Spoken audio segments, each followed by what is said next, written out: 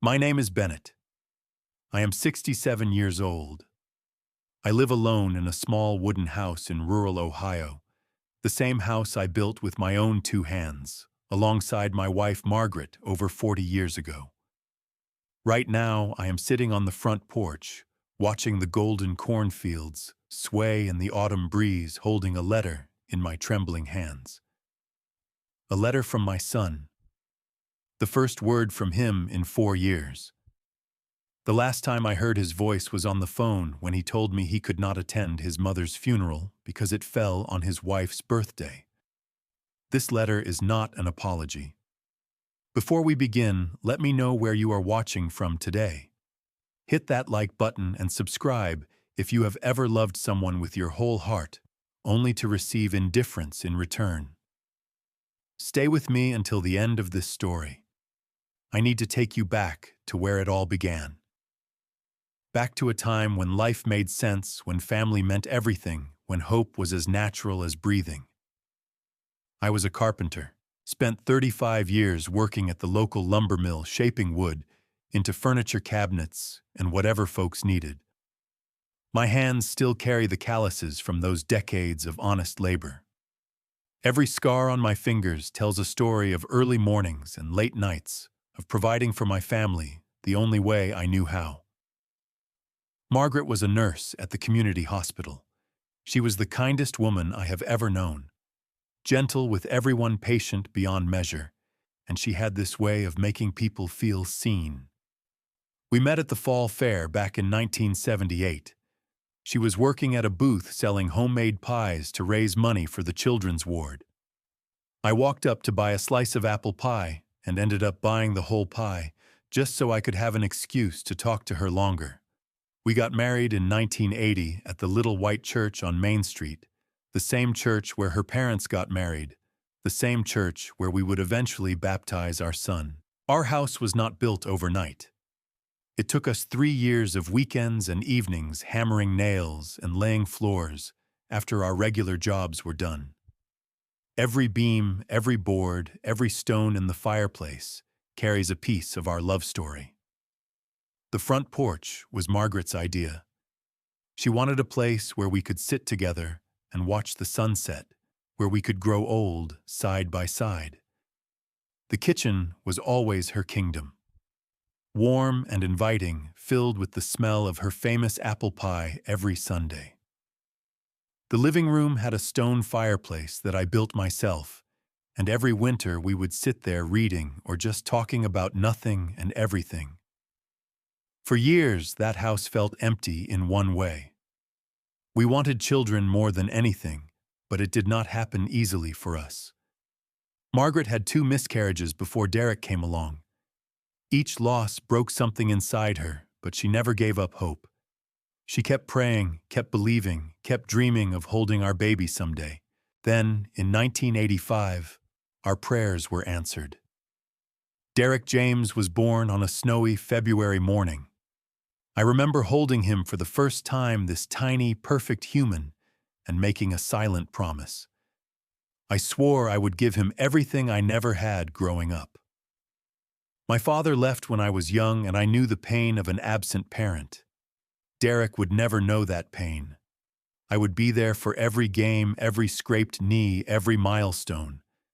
And for years, that is exactly what I did. I taught Derek how to work with wood, how to measure twice and cut once, how to respect the grain and let the material guide your hands. We went fishing at Miller's Pond every summer, just the 2 of us sitting in comfortable silence or talking about whatever was on his mind. Every August, we would go camping in the state park, sleeping under the stars, roasting marshmallows, and telling ghost stories.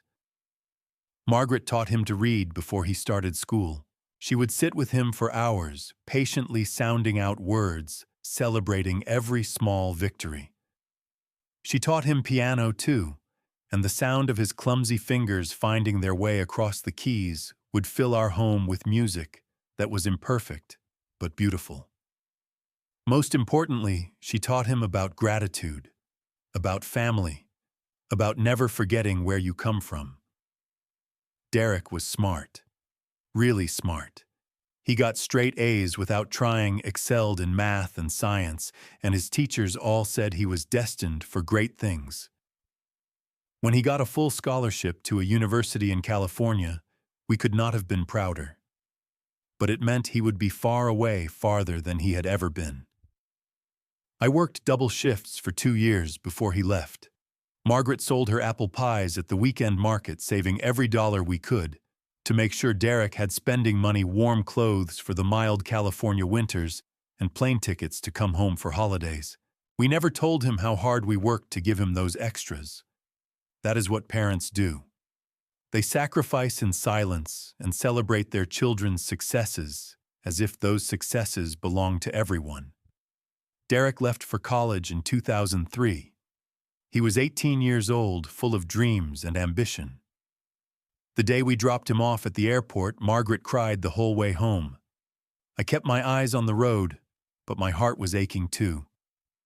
Our little boy was grown, heading out into a world that seemed impossibly big and far away. At first, everything was perfect. Derek called every Sunday evening without fail. He would tell us about his classes, his professors, his new friends. He sounded happy, excited, alive in a way that made all our sacrifices worth it. Margaret would bake cookies and send them in care packages. I would slip in $20 bills with notes that said nothing but "Love you, son." He graduated with honors in 2007. We flew out to California for the ceremony, our first time on an airplane, our first time seeing the Pacific Ocean. Derek looked so handsome in his cap and gown, and when he hugged Margaret after receiving his diploma, she whispered in his ear that she was the proudest mother in the world. He got a job at a big investment firm in San Francisco right after graduation. A good job with a good salary, more money than Margaret and I had ever seen in our entire lives.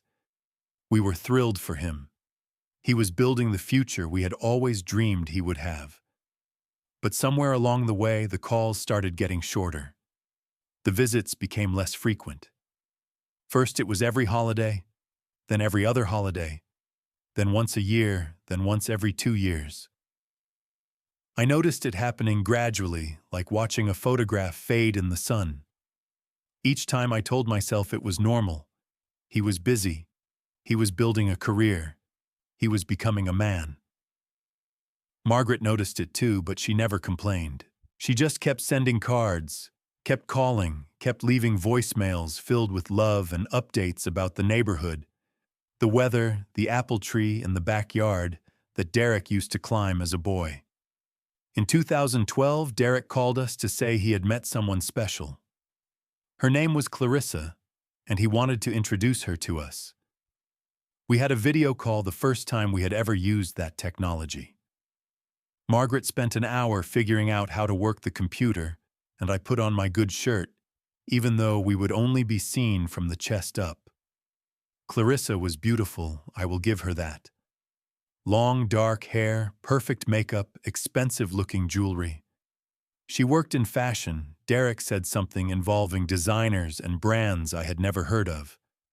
She came from money. Old money, as they call it. Her family lived in Beverly Hills in a house with more rooms than our entire street had houses. During that call, Clarissa barely spoke to us. When Margaret asked about her family, she gave one-word answers. When I asked what she liked about Derek, she smiled tightly and changed the subject.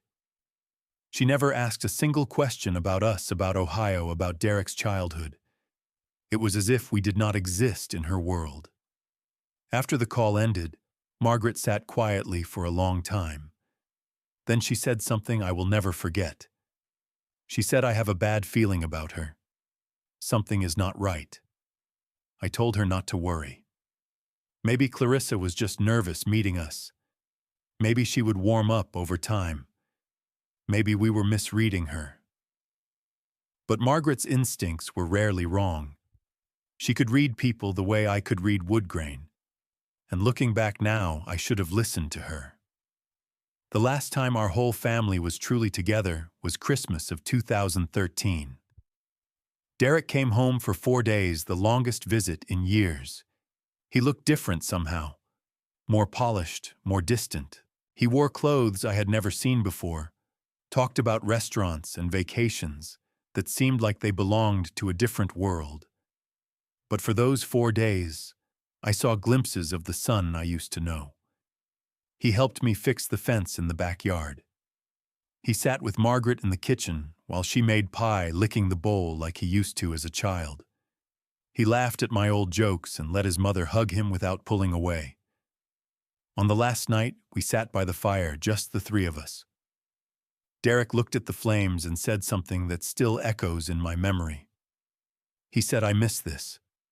I miss home." I told him he could always come back, that the door was always open. He nodded, but his eyes were somewhere else, somewhere far away.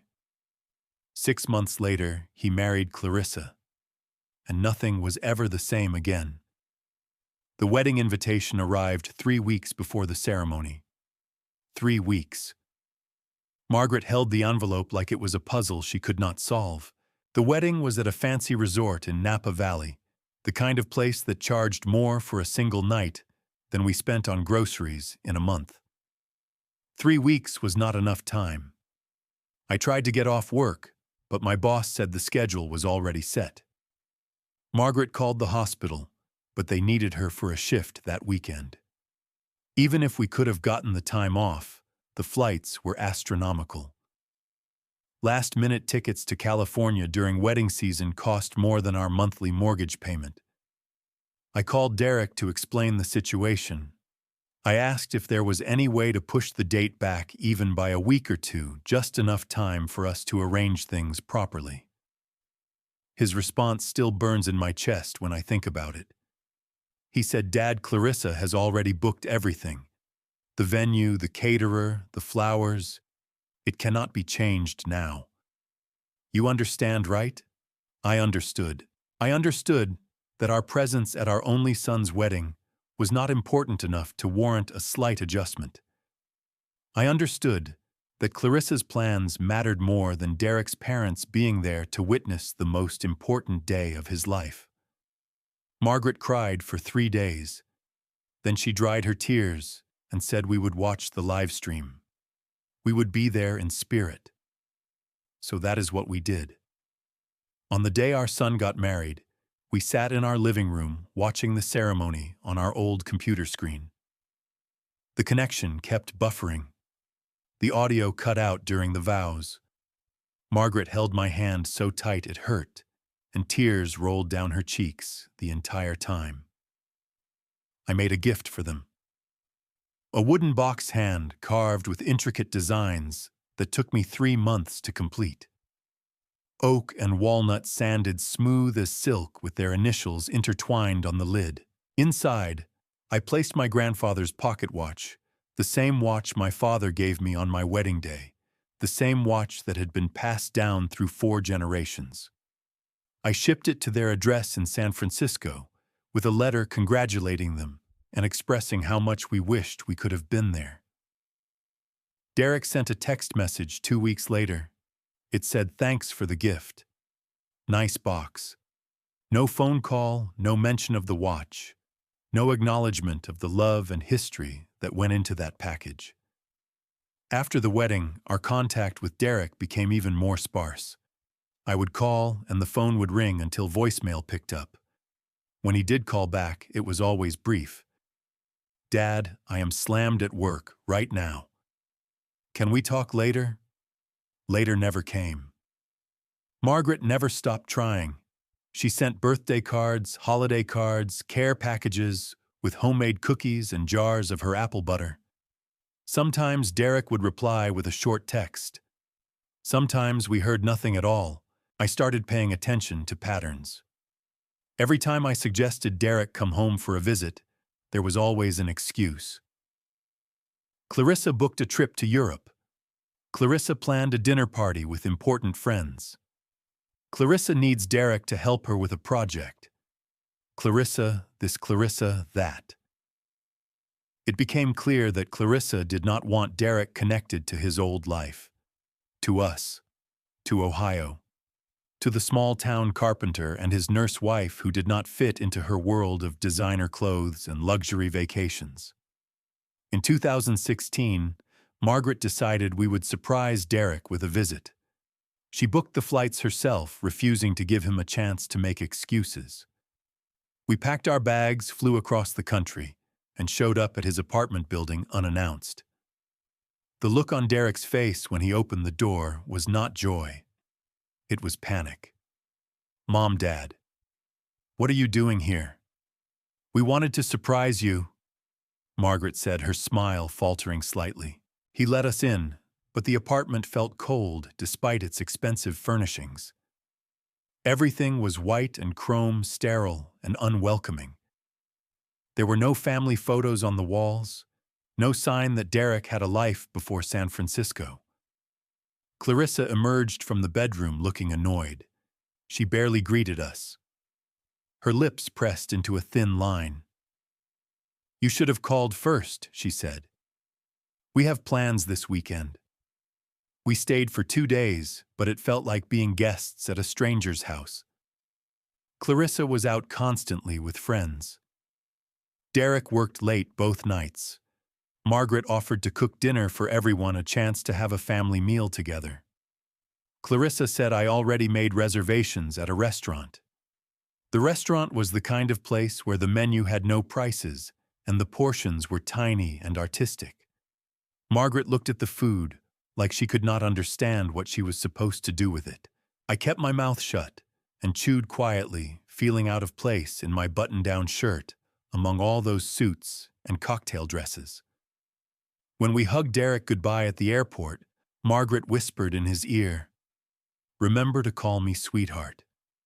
I miss you." He said he would, but he did not. Driving home from the airport after that trip, Margaret was quiet for a long time. Then she said something that broke my heart. She said, "I feel like we are losing him, like she is taking him away from us piece by piece." I wanted to disagree. I wanted to tell her she was imagining things, but I could not lie to her. I felt it too. That slow, terrible feeling of watching your child drift away into a current you cannot fight. I started asking myself questions that kept me awake at night. Where did I go wrong? What could I have done differently? Was it something I said or did not say? Did I push too hard or not hard enough? The truth I eventually realized was that it was not about me at all. Derek had made a choice. He chose Clarissa and her world over the one he came from, and there was nothing I could do to change that. But I still had hope. Stubborn, foolish hope that refused to die. I kept calling, kept leaving messages, kept believing that someday my son would remember who raised him, who loved him, who sacrificed everything for him. That hope would be tested in ways I never could have imagined. Spring of 2019 brought a phone call that changed everything. Margaret had been feeling tired for months. She blamed it on age, on the weather, on not sleeping well. But I noticed she was losing weight. Her face was thinner, her energy lower. I finally convinced her to see a doctor, and after weeks of tests and appointments, we sat in a cold examination room and heard the words no one ever wants to hear. Pancreatic cancer. Stage 3. The doctor's voice sounded far away, like he was speaking from the end of a long tunnel. He talked about treatment options and survival rates and palliative care. Numbers and percentages that blurred together into meaningless noise. All I could focus on was Margaret's hand in mine. Small and frail and warm. She squeezed my fingers and said, "We have had a good life together." Not have. Had. Past tense. As if it was already over. The doctor gave us a timeline. 6 months to a year, maybe longer with aggressive treatment. But Margaret was 69 years old, and the treatments would be brutal. She looked at me with those eyes I had loved for over 4 decades and told me she wanted quality, not quantity. She wanted to spend whatever time she had left at home in our house with me. I called Derek that same day. My hands shook as I dialed his number, and for once he actually answered. I told him about the diagnosis, about the prognosis, about his mother, the woman who carried him for 9 months, who nursed him through fevers and nightmares, who loved him more than she loved her own life. Derek was silent for a long moment. Then he said, "That is terrible news, Dad. I am so sorry. I will try to come visit soon." Try. That word hung in the air between us. I told him his mother wanted to see him. That time was short, that this was important. He said he understood. He said he would talk to Clarissa about finding a time that worked. Weeks passed, then months. Derek did not come. I called him every week, sometimes twice a week, updating him on Margaret's condition. She was getting weaker. The pain was increasing. The hospice nurse started coming to the house. Each time I called, Derek had a new excuse. Work was demanding. Clarissa had a project deadline. They were in the middle of moving apartments. Next month. Definitely next month. Margaret asked about him every day. Is Derek coming? Has he called? What did he say? And I lied. I lied to my dying wife because I could not bear to tell her the truth. I said he is trying to arrange things. He sends his love. He will be here as soon as he can. Each lie felt like swallowing broken glass. I started sending Derek emails because phone calls were not getting through. Long emails describing Margaret's condition, her symptoms, her moments of clarity and confusion. I attached photos. Margaret sitting on the porch in her wheelchair. Margaret holding the quilt she made for Derek when he was born. Margaret sleeping peacefully after a difficult night. I wrote, "Your mother wants to see you one last time. Please, son. Please come home." He did not respond. In August, I finally managed to arrange a video call. Margaret had a good day, one of those rare days when the pain medication worked, and her mind was clear. I set up the computer on her bedside table and helped her sit up against the pillows. When Derek's face appeared on the screen, Margaret's eyes filled with tears. She smiled, that beautiful smile of hers, the one that could light up any room. "Hello, sweetheart," she said. "You look so handsome." Derek talked to her about his job, his apartment, the weather in California. Margaret listened to every word like it was music, nodding and asking questions, trying to stretch the conversation as long as possible. The call lasted 12 minutes. I know because I watched the clock counting every precious second. 12 minutes. That is how much time our son could spare for his dying mother. Near the end, I saw Clarissa walk behind Derek in the background.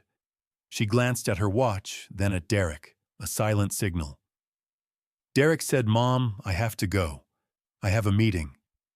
Margaret nodded, still smiling. "Of course, honey. Go do your work. I am proud of you." After the screen went dark, Margaret looked at me and said, "Do not be angry with him. He is busy. He has important things to do." Even on her deathbed, she was making excuses for him, protecting him, loving him unconditionally. I wanted to scream. I wanted to throw the computer against the wall. Instead, I held her hand and said nothing. The weeks that followed were the hardest of my life. Margaret's condition deteriorated rapidly. The cancer spread to her liver, then her lungs. She spent most days sleeping, waking only for brief moments of lucidity. During those waking moments, she would whisper to me memories from our life together. The day we met, our wedding, Derek's first steps, fishing trips and camping trips and lazy Sunday mornings. One night, very close to the end, she gripped my hand with surprising strength. She said, "Promise me something. Anything, I told her. Do not let hatred eat you alive. Forgive Derek. For me. I looked into her eyes, those beautiful eyes that were already starting to dim, and I made a promise I did not know if I could keep. I promise, I said. She smiled, peaceful and serene, and closed her eyes. Margaret passed away on a Tuesday morning in October. The hospice nurse was there. I was there holding her hand, whispering that I loved her, that it was okay to let go, that I would see her again someday. The sunlight came through the window just as she took her last breath. For a moment, everything was still. Then she was gone, and I was alone in a way I had never been alone before. I sat with her body for a long time. I told her about all the things we never got to do.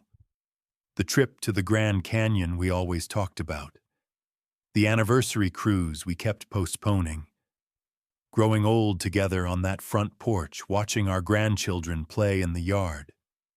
There were no grandchildren. There never would be. Eventually, I had to make the call I dreaded most. I picked up the phone and dialed Derek's number. This time he answered quickly. I told him Margaret was gone. His mother was dead. He was quiet for a moment, then asked when the funeral would be. I told him Saturday, October 19th, at the little white church where we got married. And that is when he said the words that shattered whatever was left of my heart. Dad, that day is Clarissa's birthday. We already booked a trip to Hawaii. I cannot cancel it now. I stood in my kitchen phone, pressed to my ear, unable to comprehend what I was hearing. My wife's body was still warm in the next room, and my son was talking about a vacation to Hawaii. I asked him to repeat what he said. I needed to be sure I had not misheard, that grief was not playing tricks on my mind. He said it again, slower this time, as if I was the one being unreasonable. Dad, we have had this trip planned for months. The tickets are non-refundable. Clarissa will be devastated if we cancel. Something inside me cracked. Not broke, not shattered. Cracked. Like a bone that almost snaps but holds together by a thread. I said, Derek, this is your mother's funeral. Your mother. The woman who gave birth to you. The woman who loved you every single day of your life. He sighed. That heavy, impatient sigh I had come to know so well. I know, Dad, and I am sorry. But she is gone. Me being there will not bring her back. Clarissa is alive, and her birthday matters too. I could not believe what I was hearing, could not process the cold calculation in his voice, the way he weighed his dead mother against his wife's birthday party, as if they were equivalent choices. I tried one more time. I said, fly in for one day. Just one day. Attend the funeral in the morning and fly to Hawaii that night. Please. He said Clarissa would not go for that. It would ruin the whole trip. Clarissa. Always Clarissa. Her wants, her needs, her feelings. Never ours, never mine. Never Margaret's. I said, Derek, if you do not come to this funeral, something will break between us that can never be fixed. Do you understand that he said you are being dramatic? We will talk after I get back from Hawaii. Take care, Dad. And he hung up. I stood there with the phone in my hand, staring at the wall where Margaret's cross-stitch sampler hung. Home is where the heart is, it said. She made it the year we moved into this house. My heart was nowhere. It had left with my wife and been buried by my son. The day of the funeral, the church was full. Margaret had touched so many lives in her years as a nurse. Former patients came, colleagues from the hospital, neighbors who remembered her kindness during difficult times. The pastor spoke beautifully about her faith, her generosity, her love for family. The front pew had 3 empty seats, one for Margaret, who was in the casket before the altar. One for me sitting alone, hands folded in my lap, and one for Derek, who was not there. People noticed. Of course they did. In a small town like ours, everyone knows everyone's business.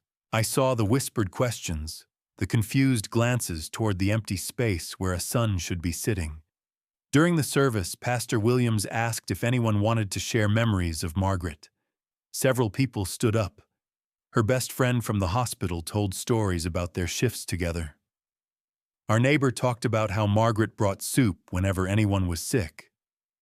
Derek's old baseball coach remembered how she never missed a game cheering from the bleachers, rain or shine. Then it was my turn. I walked to the podium on legs that felt like they belonged to someone else. I looked out at the faces of our community people who had known us for decades, and I began to speak. I talked about Margaret's laugh and her terrible singing voice and the way she hummed while she cooked. I talked about our first date and our wedding day and the moment she told me she was pregnant. I talked about her strength during difficult times and her unwavering faith in God and family. When I got to the part about Derek, my voice cracked. I said Margaret loved our son more than words can express. She loved him through everything. She loved him until her very last breath. I could not finish. I stepped down from the podium and returned to my seat, wiping tears from my face with the back of my hand. After the service, after the burial, after the reception at the church hall, I went home alone. The house was dark and empty. No Margaret waiting in the kitchen. No smell of fresh-baked pie. Just silence and shadows and the crushing weight of loss. My phone buzzed. A text message from Derek. It said, "Dad, sorry I could not make it. Hope everything went okay. Mom is at peace now. We will talk soon." I stared at those words for a long time. 23 words. That is all my wife's funeral warranted. 23 words typed between cocktails on a beach in Hawaii. I did not respond. I put the phone down and walked out to the porch. The same porch where Margaret and I had sat together 1,000 times. The same view of fields and sky that we had shared for 40 years. I looked up at the stars and wondered if Margaret could see me, could see what her son had become, could see the empty chair at her funeral where he should have been sitting. I remembered my promise to her. Do not let hatred eat you alive. Forgive Derek. For me. But forgiveness seemed impossible that night. Forgiveness required grace I did not have. All I had was anger and grief and a terrible aching loneliness that felt like it would never end. I stayed on that porch until dawn, watching the stars fade and the sky turn pink with sunrise. A new day was beginning. The first day of the rest of my life without Margaret. I did not know how I would survive it, but I knew I had to try. The first year without Margaret nearly destroyed me. I stopped leaving the house except for necessities. The lumber mill closed during the pandemic that hit not long after, so I had no job to force me out into the world. I let the woodshop gather dust. I ate whatever was easiest, often just toast and coffee for days at a time. The garden Margaret loved became overgrown with weeds. People worried about me. I know they did because they kept showing up. Neighbors with casseroles. The pastor with Bible verses. Old friends with invitations to come fishing or grab a beer. I turned them all away. I was not ready for comfort. I was not ready for anything except sitting in my empty house surrounded by 40 years of memories, replaying every moment I could remember and mourning every moment I never got to have. Ruth was the exception. Ruth Patterson lived in the farmhouse half a mile down the road. She had been a widow for 15 years since her husband Harold passed from a heart attack. She was 72 years old, sharp as a tack, and stubborn as a mule. She did not ask permission to help. She just showed up. 3 times a week she would knock on my door with containers of food. Beef stew, chicken soup, meatloaf with mashed potatoes. Real food, the kind Margaret used to make. At first I tried to refuse. "I am fine," I would say. "You do not need to do this." Ruth would push past me into the kitchen and start putting things in the refrigerator. "Bennett," she would say, "I know what it is like. I know the darkness you are in right now, and I am not going to let you drown in it." She did not offer platitudes or empty reassurances. She just sat with me sometimes for hours, not saying much, just being there, present, witnessing my grief without trying to fix it. One evening, about 6 months after Margaret passed, Ruth asked me about Derek. I had not told anyone the full story. The funeral, the birthday, Hawaii. It was too painful, too humiliating. What kind of son does that? What kind of father raises a son who does that? But something about Ruth's quiet patience broke down my walls. I told her everything. The years of growing distance, Clarissa's influence, the phone calls Derek never returned, the funeral he missed for a vacation.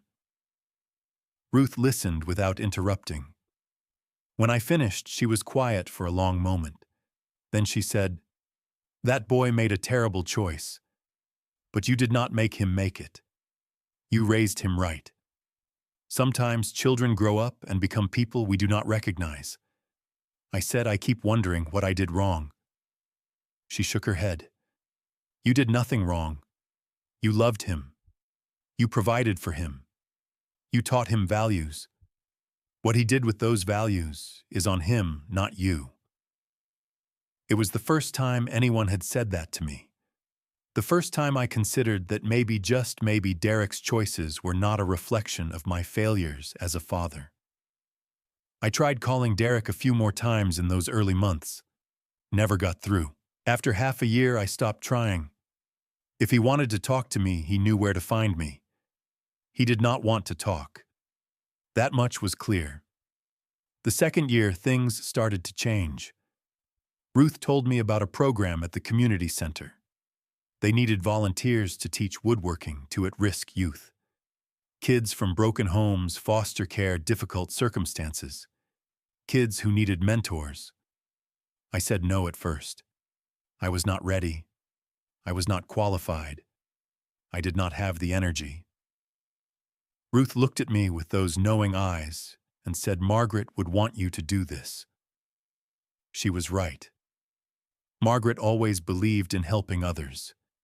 It was what made her such a good nurse. She used to say that the best way to heal your own wounds was to help heal someone else's.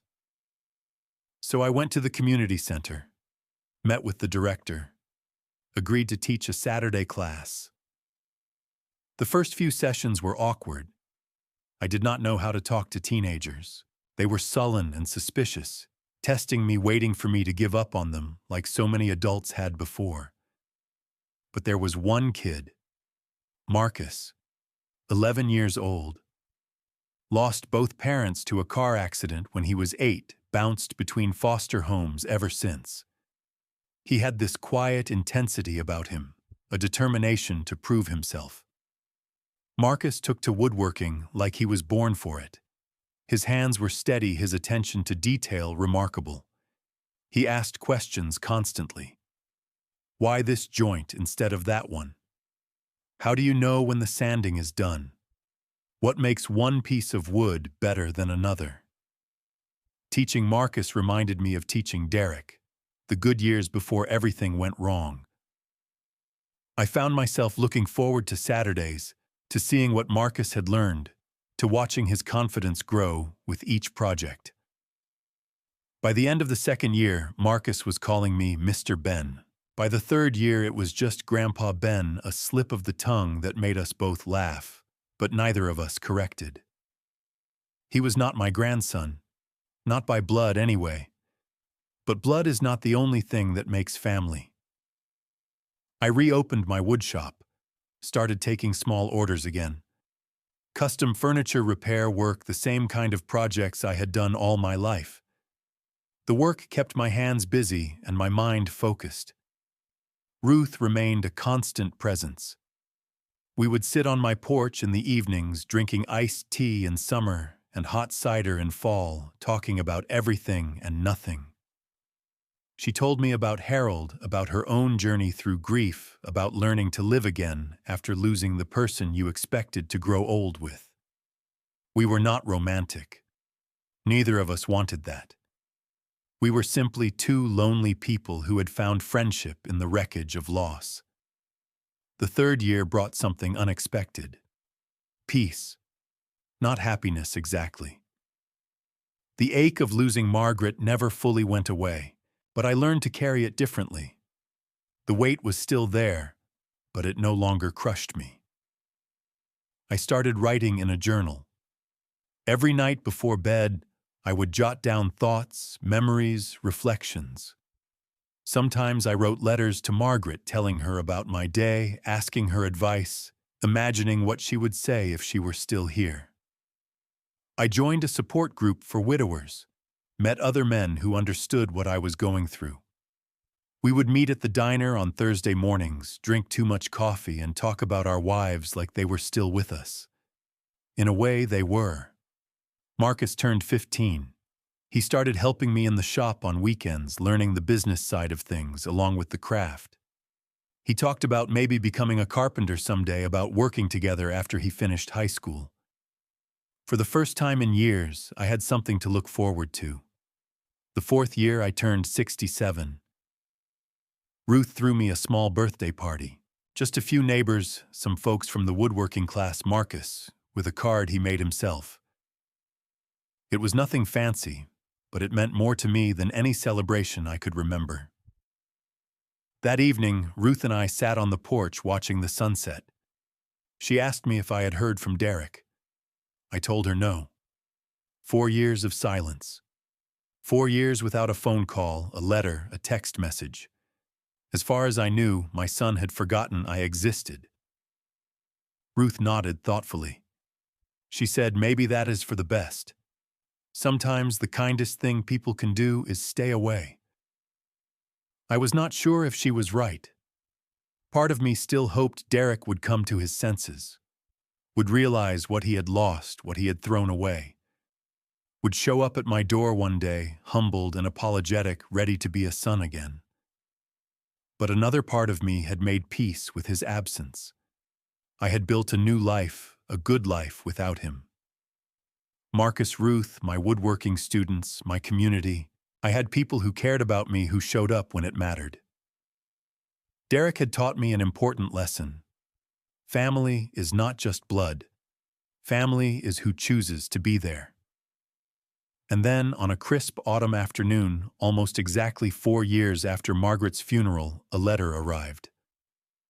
I recognized the handwriting immediately. I had seen it on countless birthday cards and school papers when Derek was a boy. Neater now, more controlled, but unmistakably his. I sat on the porch for a long time holding that envelope without opening it. The return address was San Francisco. No Clarissa's name alongside his, I noticed. Finally, I slid my finger under the flap and pulled out the letter. What I read changed everything. And nothing. The letter was typed, not handwritten.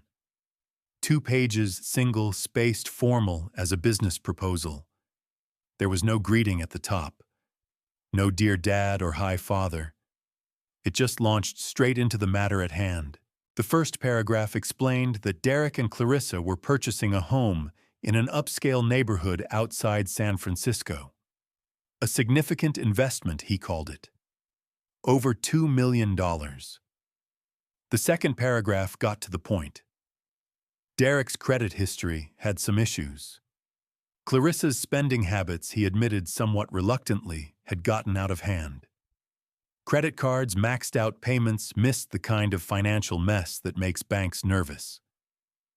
The third paragraph was the ask. They needed a guarantor for the mortgage.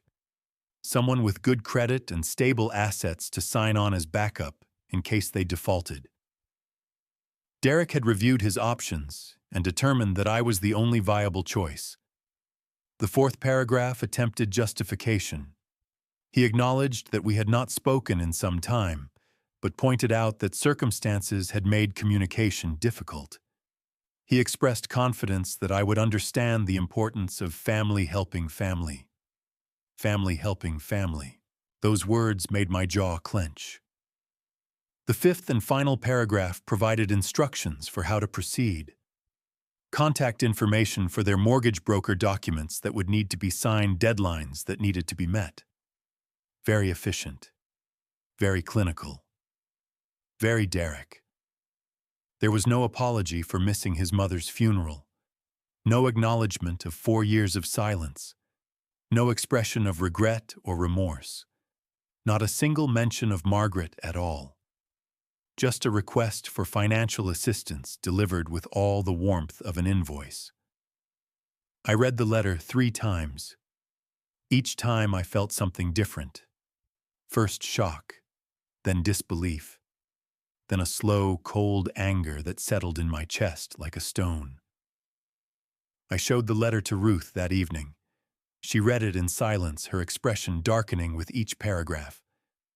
When she finished, she looked up at me and said, "This boy has some nerve." I nodded. That was one way to put it. Ruth asked what I was going to do. I told her I did not know yet. I needed time to think. For a week, I carried that letter around with me.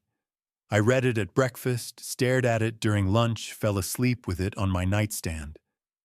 I was trying to find something in those words, some hint of the son I used to know, some evidence that Derek still had a heart beneath all that ambition and entitlement. I found nothing. On the 7th day, my phone rang. A California number I did not recognize. I answered anyway. "Bennett, it is Derek." His voice was the same. Maybe a little tired, a little strained, but fundamentally unchanged. The same voice that used to call me Daddy, that used to ask for bedtime stories, that used to say "I love you" before hanging up the phone. I said, "I got your letter." "Great," he said. "So you will sign the papers, no greeting. No how are you. No mention of the 4 years of radio silence. Just straight to business as if we had spoken last week instead of at a funeral he did not attend." I said, "Why would I do that?" He seemed genuinely surprised by the question. "Because I am your son. Because family helps family. Because you have good credit and I need a guarantor." I asked, "Do you know what day tomorrow is?" He hesitated. "Friday, tomorrow is the anniversary of your mother's death. 5 years since she passed. Did you remember silence on the other end?" "Then I have been busy, Dad. I cannot keep track of every date. Every date. As if Margaret's death was just another appointment on a crowded calendar." I asked, "Do you know where you were 5 years ago tomorrow? I will tell you. You were in Hawaii, celebrating Clarissa's birthday, while your mother was being buried in the churchyard where she was baptized. Dad, can we not do this right now?" I called about the mortgage. And there it was. The clearest possible statement of his priorities. The past did not matter. His mother did not matter. I did not matter. Only the money. Only what I could do for him. I felt something shift inside me. A door closing. A chapter ending. I said, "Derek, I love you. I have loved you since the moment you were born, and I will love you until the day I die. Nothing will ever change that." He started to speak, but I continued. "But I am not going to sign those papers. I am not going to guarantee your mortgage or bail you out of whatever financial trouble you and Clarissa have created." His voice went cold. "Why not? You have the money. You have the credit. This is important to me." I told him, yes, I have those things. Things I earned through decades of honest work. Things I built with your mother by my side. And I am not going to risk them for someone who could not be bothered to attend her funeral. That is ancient history, Dad. I cannot change the past. No, I agreed. You cannot. But you also have not tried to make up for it. You did not call when you got back from Hawaii. You did not call on the anniversary of her death. You did not call for my birthdays, for Christmas, for anything.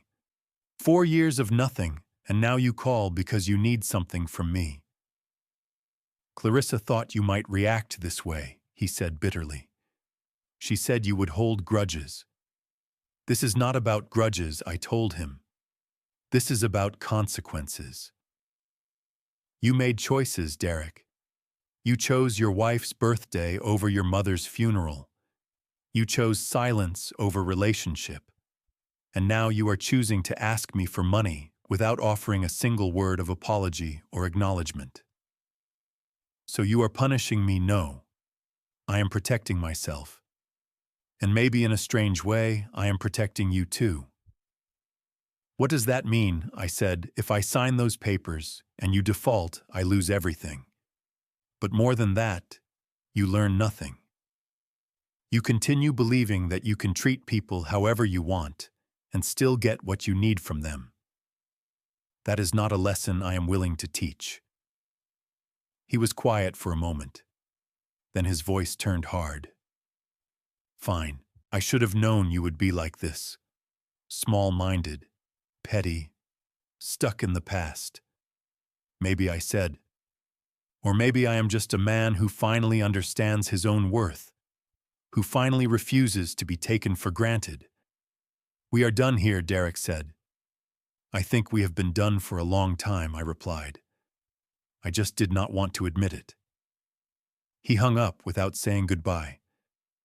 No, I love you. No, take care. Just the click of disconnection, as final as the closing of a coffin lid. I sat there with the phone in my hand, waiting to feel something. Regret. Doubt. The urge to call back and say I did not mean it. But none of that came. Instead, I felt something I had not felt in years. Clarity. Purpose. The strange, unexpected lightness of finally telling the truth. I walked outside and sat on the porch. The autumn air was cool, the leaves beginning to turn. The same fields, the same sky, the same view Margaret and I had shared for 40 years. I said out loud to her, to myself, to whoever might be listening, I kept my promise. I did not let hatred eat me alive. But I also did not let myself be a doormat. I hope you understand. The wind rustled through the cornstalks. Somewhere in the distance, a bird called out. And for the first time since Margaret died, I felt at peace with my relationship with Derek. Not happy about it, not proud, but at peace. Whatever happened next was up to him. I had done my part. I had loved him, raised him, given him every opportunity. What he did with that was his choice, not mine. And what I did with my remaining years was mine. 3 months after that phone call, news reached me through the grapevine of small-town gossip and distant mutual acquaintances. Derek and Clarissa had not gotten their dream house. Without a guarantor, the bank had declined their mortgage application. There were rumors of arguments, of financial strain, of cracks appearing in what had seemed like a perfect California life. I did not take pleasure in their difficulties. Whatever anger I had once felt had faded into something more like sorrow. My son had made choices that led him to this place. He would have to find his own way out. But I did not feel guilty either. I had offered him everything a father could offer, except the one thing he had no right to demand: unconditional capitulation. Love without boundaries is not love. It is enabling. And I was done enabling Derek's belief that actions had no consequences. Life continued in its quiet, steady rhythm. Marcus turned 16 and got his driver's license. He started coming to the shop after school, not just on weekends, talking about maybe skipping college to apprentice with me full-time. We discussed it seriously, like adults weighing options and opportunities. Ruth and I celebrated her 75th birthday with a picnic by the lake where Harold used to take her fishing. She cried a little, laughed a lot, and told me that finding a friend like me had been one of the unexpected blessings of her later years. The community center expanded the woodworking program. We now had 12 regular students ranging from 10 to 17 each, discovering the satisfaction of creating something beautiful with their own hands. One of them, a girl named Jasmine, made a jewelry box for her grandmother that won a ribbon at the county fair.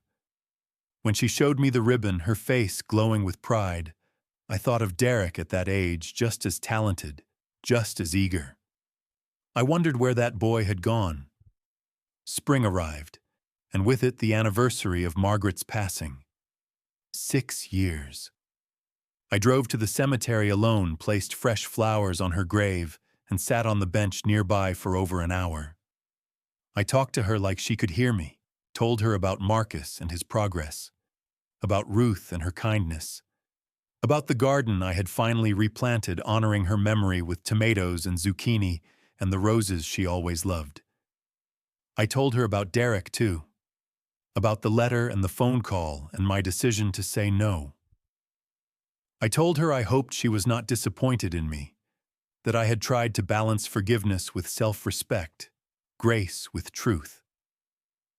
A cardinal landed on a nearby branch and watched me with bright, curious eyes. Margaret had always loved cardinals. She believed they were messengers from heaven, visits from those who had passed on. I chose to believe it was her telling me I had done okay. Summer brought heat and thunderstorms and long golden evenings on the porch. Marcus graduated from his foster care placement and moved into a small apartment in town, funded partly by a scholarship and partly by the wages I paid him for his work at the shop. He was becoming a man responsible and capable, and I felt proud in a way I had not felt about Derek in a very long time. One evening, as we sat on the porch drinking lemonade, Marcus asked me about my son. He knew bits and pieces, the outline of the story, but never the full picture. I told him everything. The good years and the bad. The wedding I missed and the funeral Derek missed. The letter asking for money and the phone call where I said no. Marcus listened without judgment. When I finished, he was cool.